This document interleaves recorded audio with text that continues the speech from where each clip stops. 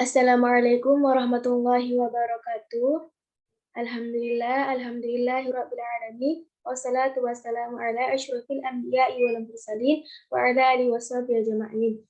Puji syukur kehadirat Allah Subhanahu wa taala yang telah memberikan kita kesehatan dan kesempatan sehingga kita masih bisa melaksanakan pembelajaran pada hari ini.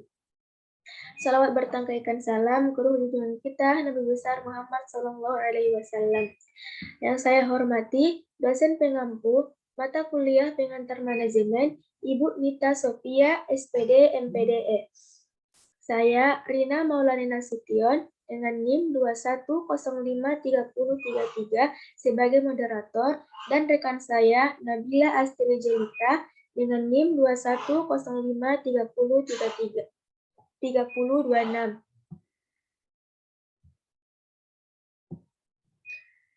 Baiklah, di sini kami akan mempresentasikan hasil diskusi kami, yaitu tentang materi komunikasi organisasi.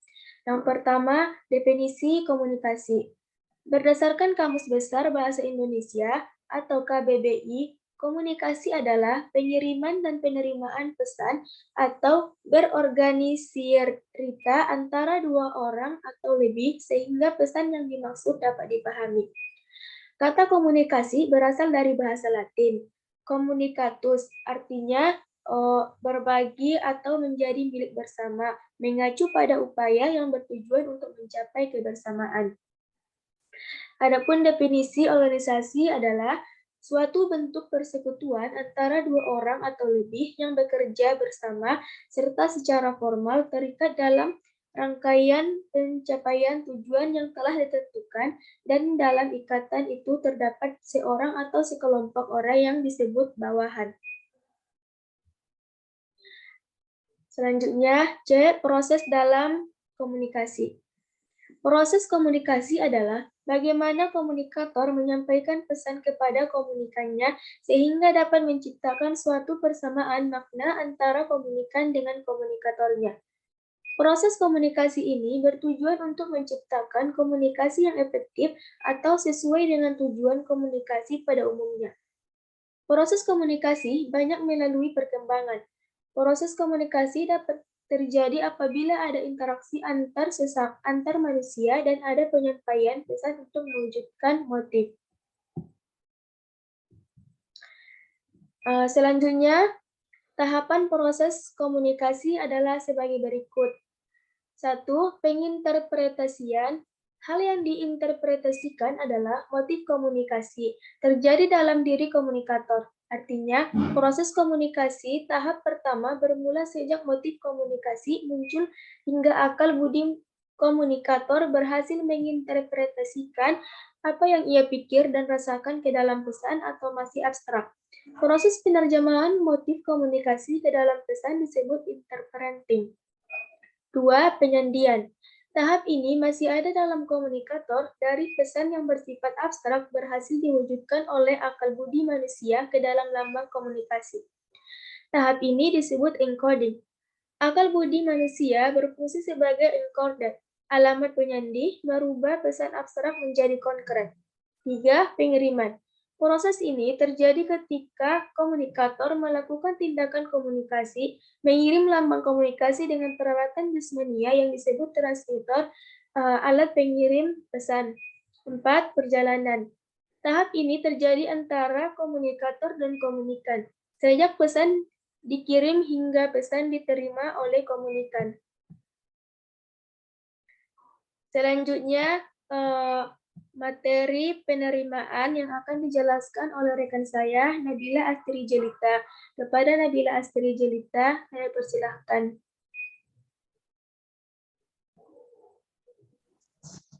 Baiklah, saya akan melanjutkan materi mengenai penerimaan. 5. Penerimaan. Tahapan ini ditandai dengan diterimanya lambang komunikasi melalui peralatan jasmani komunikan. 6. Penyediaan baling. Tahap ini terjadi pada diri komunikan sejak lambang komunikasi diterima melalui peralatan yang berfungsi sebagai receiver hingga akal budinya berhasil menguraikannya, decoding. 7. Penginterpretasian. Tahap ini terjadi pada komunikan sejak lambang komunikasi berhasil diuraikan dalam bentuk pesan. Lalu, saluran dan jenis komunikasi. 1. Saluran komunikasi. Saluran komunikasi atau communication channels adalah berbagai sumber yang digunakan oleh pemasaran untuk mengirim pesan pemasaran kepada pembeli target. Contohnya adalah surat kabar, majalah, televisi, radio, surat, telepon pintar, telepon, papan iklan, poster, selembaran CD, kaset audio, dan internet. 2. Jenis-jenis saluran komunikasi. 1. Saluran komunikasi pribadi atau personal.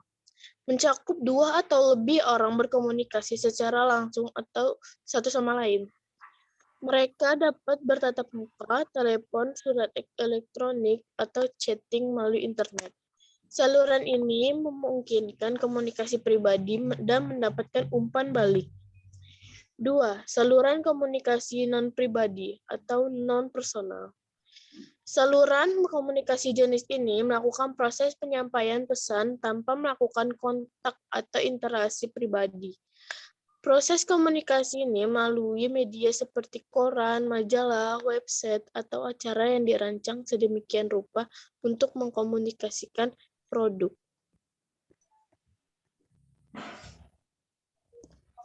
Lalu, di sini ada hambatan dalam menciptakan komunikasi efektif. Secara garis besar, ada 3 hambatan dalam komunikasi efektif, yakni hambatan fisik, semantik, serta psikologis. 1. Hambatan fisik. Menurut Musa Hubeish, DKK, dalam buku Komunikasi Profesional, Peralatan Pengembangan Diri, hambatan fisik dapat mengganggu komunikasi efektif. Biasanya disebabkan oleh kondisi fisik lingkungan atau komunikator dan komunikan. Contohnya gangguan sinyal karena cuaca, gangguan kesehatan, gangguan alat komunikasi, dan sebagainya. 2. Hambatan semantik. Terkadang dalam berkomunikasi ada penggangguan kata yang punya arti ganda, tidak jelas atau berbelit-belit.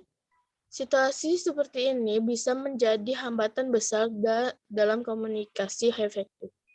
Karena sebuah proses komunikasi akan dikatakan efektif jika komunikator dan komunikannya mencapai kesamaan makna.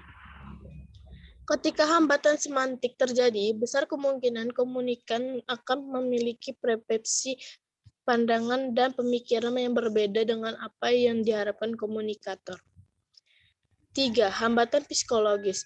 Dalam komunikasi efektif, bentuk hambatan psikologi dan sosial sangat mungkin terjadi. Contohnya, perbedaan nilai, harapan, keyakinan, pendapat, pandangan, dan sebagainya.